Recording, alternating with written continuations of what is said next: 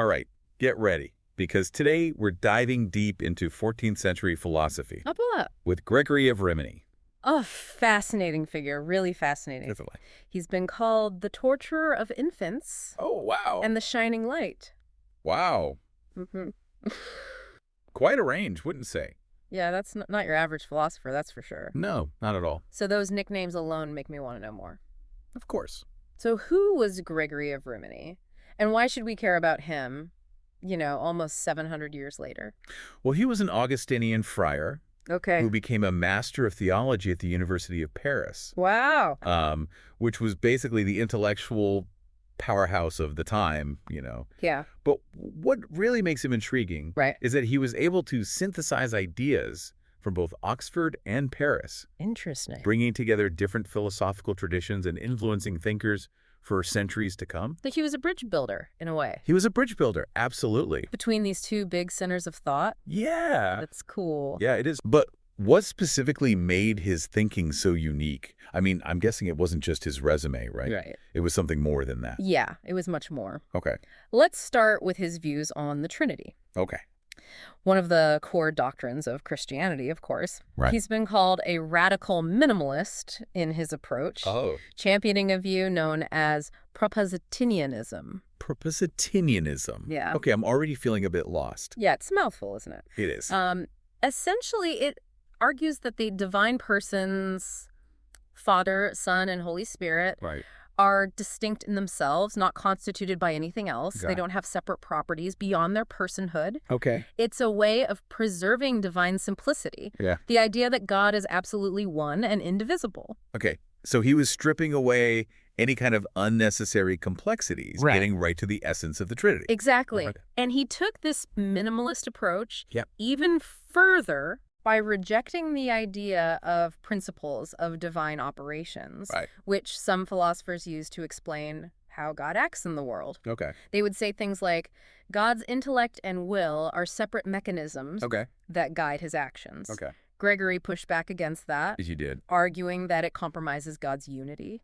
I see. So instead of God having this elaborate internal machinery, Right. it's more like a single unified act of being. That's the idea. Okay. This minimalist approach was really central to Gregory's thinking. Gotcha. And it had ripple effects throughout his whole philosophical system. It Ooh. really did. That makes sense. Yeah. So we've got this minimalist trinity. Mm-hmm. What else was on Gregory's philosophical to-do list? Well, he also grappled with the problem of divine foreknowledge, Okay. a classic philosophical puzzle Yeah. that has kept thinkers up at night. For centuries. For centuries, yeah. Yeah. You see, if God already knows what's going to happen, Right. how can we truly have free will? That's the million-dollar question. It is. If everything's prescripted, Right. What's the point of making choices? Precisely. Yeah. And to understand Gregory's position, Okay. we need to start with another Franciscan thinker, Okay. Peter Oriol. Okay. Oriol. Remember him? Yeah, from our discussion on foreknowledge. Exactly. Oh. Oriol had a very interesting take on this problem. Oh, yeah. He argued that propositions about the future, Okay. like Socrates will run tomorrow, Right. are neither true nor false right now. Okay. Because the future is contingent. Okay. It hasn't happened yet. Yeah. So it's not set in stone. So it's like saying this coin will land on heads Yeah, before you've even flipped it. exactly. It's a possibility, Yeah. not a certainty. That's a good way to put it. Yeah. And because of this truth-value gap, Oh, yeah. Oriol concluded that God doesn't know future contingent events with absolute certainty. Okay. It's not that God is ignorant, but rather that the future is genuinely open. So Oriol was basically saying God doesn't have a crystal ball, That's right. showing every little detail of the future. Yeah. There's room for genuine surprise. Yeah, for God. Even for God, yeah. Yes, that was his radical proposition. Wow. Now here's where Gregory steps in Okay. and shakes things up. Oh, I do love a good philosophical showdown. He vehemently disagreed with Oriol on this point. He did. Yeah. What was his counter-argument? He defended what's known as the principle of bivalence, Okay. which states that every proposition, even those about the future, Right. is either true or false, Okay. even if we don't know which yet. Okay. For Gregory, there's no fuzziness when it comes to truth.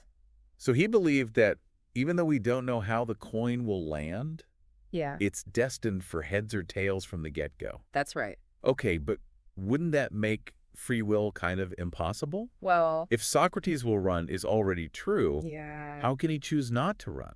That's the challenge Gregory had to confront. Yeah. He offered a nuanced response, Okay. relying on the idea that God's knowledge is immutable, Okay. unchanging, and eternal, Yeah. while also acknowledging that our choices are genuinely contingent. Okay. He leaned on the opinio communis, Okay. a common position among theologians, Gotcha.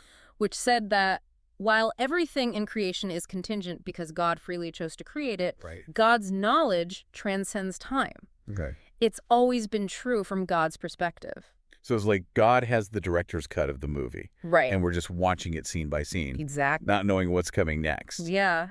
But God knows the whole script. A very helpful analogy. It is. It is. Gregory also distinguished between absolute necessity, Going. the kind of necessity that applies to, say, God's existence, Okay. and contingent truth. Right. Kind of truth that applies to things that could have been otherwise. Gotcha. So Socrates will run is contingently true. It didn't have to happen that way. Right. But because God knows it, Yeah. it's immutably true from his perspective. So it's both contingent and immutably true. Indeed. Indeed. That's a paradox. It is. No. Gregory was comfortable holding these seemingly contradictory ideas together. Right. It's part of what makes his philosophy so intricate. Yeah. It really is. And this all ties back to free will, right? it does. Somehow, even with God's perfect foreknowledge, Yeah. our choices still matter. Precisely. Precisely. How does that work? Well, for Gregory, the very fact that God knows our future actions Yeah. doesn't make them any less free. Okay. He argued that God's knowledge is not the cause of our actions, but Well- rather the result of them. Wow. It's a complex and fascinating position. Yeah. It really is. Raises as many questions as it answers. It does. We've covered a lot of ground already. Yeah. A minimalist trinity, Yeah. divine foreknowledge, Mm-hmm. this complex dance between free will and God's immutable knowledge. Yeah. Where do we go from here? Well, next we'll delve into one of the most controversial aspects of Gregory's thought, Okay. predestination. Oh, boy. Hold on tight, Right? because this is where things get really intense. I can't wait. It's going to be good. Last time, we were wrestling with Gregory of Rimini's ideas about divine foreknowledledge Right. and how it all works with human free will. Yeah. It's a tough one. It is, it is. Still wrapping my head around it. Well, get ready, because now we're going to head into a theological minefield. Predestination. Oh, boy. Sounds intense. Is this where that torture of infants nickname comes into play? This is it. Okay. Predestination is a topic that has fueled endless debates, even religious conflicts. Right. The core question is, Yeah. does God actually choose who will be saved and who will be damned? Okay. In other words, double predestination. Double predestination. Yeah. Wow. Sounds like we're diving into some deep theological waters here. We're diving deep. Okay, I'm ready. And remember, Yeah. Gregory was a devoted follower of Augustine, Right. considering him the ultimate authority on these matters. So picture our medieval scholar, Gregory, poring over Augustine's texts by candlelight, Right. seeking that ancient wisdom. Yeah. What was Augustine's position on this whole predestination thing? Well, Augustine strongly believed that God's grace is the deciding factor in salvation. Okay. He saw human free will as so corrupted by sin Right. that we just can't choose God on our own. Okay. We need God to actively choose us. So it's less of a two-way street Yeah, and more of a divine spotlight, shining down on the chosen few. that's a good way to visualize it, yeah. Okay. Now, other thinkers like Peter Oriol remember him. Yes, of course. From our discussion on foreknowledge. He tried to offer alternative perspectives Right. that gave humans a little more agency. Right. Oriol, always the innovator, Yeah. he argued that God establishes general rules for salvation and damnation, but not for specific individuals. I see. So it's like God creates the game board and the rules, All right. but then lets the players determine their own fate. Okay, I like that analogy. Yeah. So Oriol believed that God wouldn't be directly involved in picking, the winners and losers. Exactly. It was an attempt to reconcile God's justice with the idea that humans have at least some control over their destiny. That was the idea. Makes sense. But I have a feeling Gregory wasn't totally on board with this. You're right. He strongly disagreed. He did. Yeah. Okay. If you recall how Gregory insisted on the truth of future contingent propositions, Yeah. well, he applied that same logic to predestination. Okay. So if God knows the future, Right. including who will be saved and who will be damned, Mm-hmm. and that knowledge is unchanging, Right. then it follows that God's will is the ultimate cause of both salvation and damnation. Whoa, that's a pretty heavy concept. It is. It is. It makes God seem like, a bit of a puppet master, kind of deciding everyone's fate in advance. It's a challenging idea, no doubt. Yeah. But for Gregory, Yeah. this wasn't a radical departure or anything. Right. He saw himself as taking the traditional Augustinian position to its logical conclusion. Okay. So if God's will is the source of all contingency, Yeah. then it makes sense that God's will alone Right. determines our eternal outcome. So Oriel was trying to find this middle ground. Yeah, trying to find that balance. Gregory was saying, no, let's not sugarcoat this. It's all in God's hands. You got it. Wow. And the irony is that while Gregory was passionately defending this traditional view, Right. his articulation of double predestination Yeah. would later be embraced by reformers like Luther and Calvin, Wow. even though they rejected the philosophical reasoning he used to get there. It's fascinating how ideas can have such, unexpected journeys through history. They really do. Okay, so we've explored the Trinity, foreknowledge, Mm-hmm. now predestination. Sensing a pattern here. What's that? Gregory didn't shy away from the big, thorny questions. No, he didn't. What other areas of philosophy did he tackle? Well, apart from theology, Yeah. Gregory also made significant contributions to epistemology, Okay. the study of knowledge itself. The study of knowledge. Yeah. He wrestled with a question that has puzzled philosophers for ages. What's that? How do we know what we know? It's like the philosophical version of Inception, right? Yes. Diving deep into the nature of knowledge itself. Exact. Okay, I'm ready to go deeper. Let's do it. Right. When it came to universals, Gregory was what we call a non-realist. Okay, hold on. Universals and non-realist? Right. Those terms need some unpacking Okay, fair enough. before we go any further. Yeah, let's break it down. Right. So universals are these abstract concepts, Okay. like redness or humanity. Right. They're kind of like blueprints or essences that apply to many individual things. So redness isn't just the color of this particular apple. Right. It's the concept of red that exists in all red things. You got it. Okay. Now, realists believe that universals exist independently, Okay. either in a separate realm of forms or somehow within the objects themselves. Okay. But Gregory, influenced by thinkers like William of Ockham, Right. argued that universals are formed by the soul after we perceive individual things through our senses. So instead of redness existing out there in the world, waiting to be discovered, Right. our minds create the concept of redness. Yeah. After encountering lots of red objects. It's Exactly. like a mental collage we assemble from experience. That's an excellent analogy. I like that. Yeah, So sensory experience is crucial in Gregory's theory of knowledge. it is. Okay. We build up our understanding of the world piece by piece Right. through the data we gather with our senses. Okay, that makes a lot of sense. Yeah. But I'm looking at the outline here, and it mentions these terms, intuitive cognition and abstractive cognition. Right. I'm guessing Gregory had a particular take on these. He did. Okay. He used these terms, pretty common in philosophical discussions at the time, Right. to distinguish between two ways of knowing. Okay. Intuitive cognition is the immediate, direct awareness we have of something present to our senses. Okay. Like right now, you have an intuitive cognition of me speaking, Right. and I have one of you listening. Uh-huh. Okay, so direct and immediate experience. So that's it. What about this abstractive cognition? Well, that comes into play when we're dealing with something not directly present to our senses. Okay. It involves forming a mental representation or concept Right. based on our previous experiences. Okay. So when you think about redness generally, Yeah. you're engaging in abstractive cognition. Got it. Yeah. Intuitive. Direct contact. Mm-hmm. Abstractive. Mental representation. That's it. I'm curious, though, did Gregory add anything new to these traditional categories? He did. He did. Yeah. He was a subtle thinker, always refining concepts. Okay. He argued that even abstractive cognition Okay. involves an element of intuitiveness Okay. because it includes directly grasping the mental representation Right. or species Species of the object. So even though I'm not directly seeing a red apple, Right. I'm directly aware of the mental image Mm-hmm. or species of the red apple in my mind. Exactly. Exactly. Right. It's like a mental imprint that allows us to think about things that aren't physically present. Okay, I'm starting to see how this all fits together, but It- there's one more piece of the puzzle that I'm eager to understand. Okay. The outline mentions something called the complex significabile.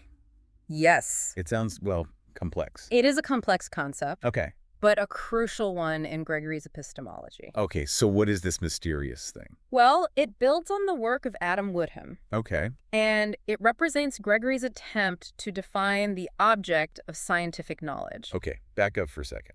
What did he see as the problem with traditional views of scientific knowledge? Well, some philosophers, like William of Ockham, Right. believed that scientific knowledge was about the conclusions of syllogisms.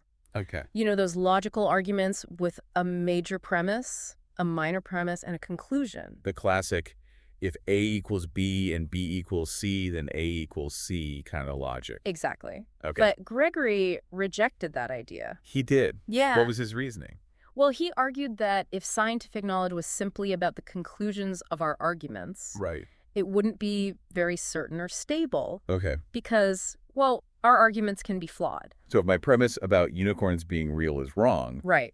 then my conclusion about their magical powers will also be wrong. Exactly. Okay. He also rejected the idea that scientific knowledge is directly about things in the world. Okay. He believed that the objects of scientific knowledge had to be eternal and necessary. Okay. Unchanging truths, not things that are, temporary or could be different. I see the dilemma. If scientific knowledge can't be about our arguments or the ever-changing world around us, Right. then what is it about? That's where the complex significabula comes in. Finally. The suspense is killing me. All right. What is it? It refers to the state of affairs, the way things actually are. Okay. It's not the proposition itself, Right. the sentence we use to describe it, Okay. but the reality that the proposition points to. Okay. So, for example, the proposition, Socrates is sitting, Right. signifies a particular complex significable, Okay. the actual state of affairs of Socrates being seated. Right. It's not Socrates himself. Okay. It's not the act of sitting, Right. and it's not the sentence. Okay. It's the reality of that situation. Okay. I think I'm starting to grasp it. Good. It's like the underlying truth that makes a proposition true or false. Exactly. It's the target that our propositions are aiming at. You got it. And Gregory argued that the complex significable can be true in three ways. That's right. Okay, what are they? First, because a proposition signifying it is true. Second, because it corresponds to uncreated truth, God's knowledge. Okay. Or third, simply because it is the case. So there's truth according to our human proposition. Yeah. Ultimate truth according to God. Mm-hmm. And then just the raw, this is how it is, truth. You got it. Okay, Yeah, it's like, truth. wow. He also differentiated between mental propositions that we express in language and those that we don't. Okay. He argued that we can't separate the formation of a non-linguistic mental proposition Okay. from our assent to it. Okay. So like when you see a ball rolling, Yeah. the mental act of grasping that reality Yeah. and agreeing with it Yeah. happens simultaneously. It's like ball rolling. Yep, I see it. Exactly. No time for overthinking in that moment. That's right. This is all very fascinating. Yeah. But I have to ask, Yeah. did other philosophers embrace Gregory's idea of the complex significable bow? Did it catch on? It did. Yeah. Thinkers like Pierre Safons and Yeah. others, Like, they engaged with and refined Gregory's ideas, okay. applying them to new philosophical questions. I see. It became a pretty common framework for understanding knowledge in those circles. So Gregory's legacy wasn't just about his specific conclusions, Right. but about opening up new ways of thinking about knowledge itself. Absolutely. And speaking of new ways of thinking, Mm-hmm. did you know that Gregory also wrote about economic matters? Yes, he did. Wait, what? It's true. We're going from divine knowledge to economic theory. We are. That's a surprise. Get ready for a fascinating detour. I'm ready. Gregory wasn't just a theologian and an epistemologist. Right. He was also a keen observer of the financial world. Wow. Okay. He even wrote a treatise on a really hot-button issue of his day, usury, Okay. specifically in the context of forced loans in Venice. Usury. That's like the medieval version of predatory lending, right? You could say that. I never would have imagined a 14th century philosopher writing about economics. It's a fascinating glimpse into how these thinkers applied their philosophical minds to these real-world problems. So what was the story with these forced loans in Venice? So picture 14th century Venice. Okay. This bustling center of trade. Right. A real maritime powerhouse Yeah. to keep everything running smoothly. Okay. The city-state would sometimes issue these forced loans to its citizens. Forced loans. That sounds a bit harsh, like they're just strong-arming people into funding the government. It wasn't quite as tyrannical as it sounds. Yeah. Think of it more like a mandatory investment in Venice, Inc. Gotcha. The government would approach wealthy citizens and essentially say, lend us some money, we'll pay you a small annual interest, but don't expect to get your principal back anytime soon. Interesting. So it was a way for the government to raise capital. Yeah. But it also came with some strings attached. It did. What was the interest rate on these loans? It was typically around 5%. 5%. Okay. But here's where things get a little tricky. This practice raised some thorny ethical questions. Right. Especially considering the church's stance on usury at the time. Right, because charging interest on loans was generally considered a sin in medieval Christian thought. It was seen as profiting from someone's need, which was considered unjust. Exactly. So this situation presented a real dilemma. Yeah. Was it morally permissible to receive this 5% interest on a forced loan? Right. Even though it wasn't a freely chosen agreement? Right. Good question. And what about someone who bought the title to that loan from the original lender, maybe at a discount, hoping to make a profit from those interest payments? Right, right. Was that considered usury? It's like a medieval version of bond trading. Yeah, you could say that. I'm impressed with their financial creativity. They were pretty sophisticated. So how did Gregory apply his philosophical mind to this very complex economic problem? Well, he addressed these questions head-on in his treatise, Tractates de Imprestantiis Venetorum et de Usura. He starts by reaffirming the traditional view that usury, in its pure form, is indeed wrong. Right. Because it violates this principle of fairness in exchange. Right. You shouldn't profit simply by lending money. So far, so good. But I'm guessing, there's a twist coming. Yeah, there's always a twist with Gregory. He emphasized the importance of intent. Okay. It's not just the act of receiving interest that matters, but the motivation behind it. So it's like the philosophical version of it's the thought that counts. That's a great way to put it. Right. Gregory argued that if the Venetian government was paying that 5% out of a genuine sense of fairness, say as compensation for potential losses incurred by the lender, then it might be justifiable. Or if the interest was meant as a token of gratitude for the lender's civic duty, that could be okay too. So it's not just about the money, it's about the relationship between the lender and the borrower. Right. And the intentions behind their actions. Exactly. Gregory understood that economic transactions aren't just mathematical equations. Right. They're embedded in this whole web of social and moral obligations. Yeah. He wasn't entirely convinced that the Venetian government's motives were totally pure. Right. But he acknowledged that, ultimately, it was a matter of conscience for the individual lender. So the Venetian lenders were given some philosophical wiggle room. Well, not quite. Gregory put the burden of moral responsibility on the individual. Right. He warned that if their intention was solely to profit from the loan, regardless of the circumstances, then they were guilty of usury in the eyes of God. No escaping the divine accountant. No escaping. And this same logic applied to the secondary market for those loans. It did. So if the original lender acted in good faith without intending to profit from the interest, then they could sell the loan and the buyer could purchase it without sin, as long as they weren't driven by greed. That's right. So everyone participating in this Venetian bond market had to check their moral compass before making a transaction. They did. It sounds like Gregory was bringing ethics into the world of finance centuries before ethical investing became a thing. It's ahead of his time. It highlights his belief that even in these seemingly secular realms like economics, individual responsibility and the state of one's soul are really paramount. This whole deep dive has been quite a journey. It has. We've explored everything from the Trinity and divine foreknowledge